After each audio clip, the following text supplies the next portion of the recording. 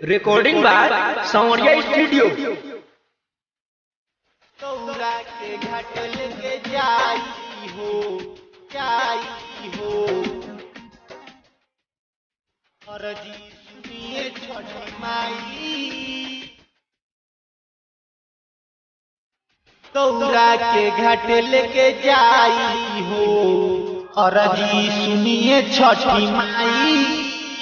तौरा के घाट लेके जाई हो, तौरा के घाट लेके जाई हो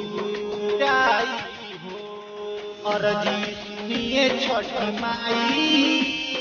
तौरा के घाट लेके जाई हो, तौरा के घाट लेके जाई हो। ना बाला ना सुनवाया ना ये सुची हरे रोआई हो अरजी सुनिए छठी माई। तौरा के घाट लेके जाई हो, तौरा के घाट लेके जाई हो। तौरा के घाट लेके जाई हो रिकॉर्डिंग बाय सांवरिया स्टूडियो।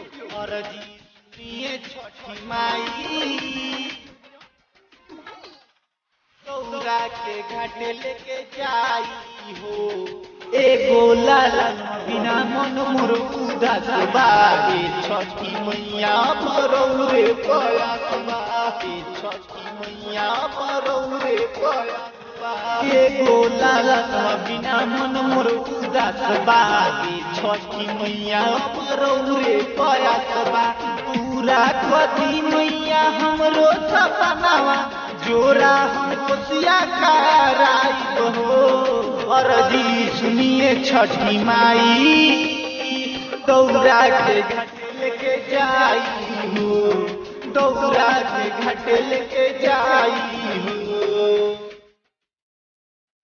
तौरा के घाट लेके जाई हो अरजी सुनिए छठी माई। तौरा के घाट लेके जाई हो। रिकॉर्डिंग बाय सांवरिया स्टूडियो।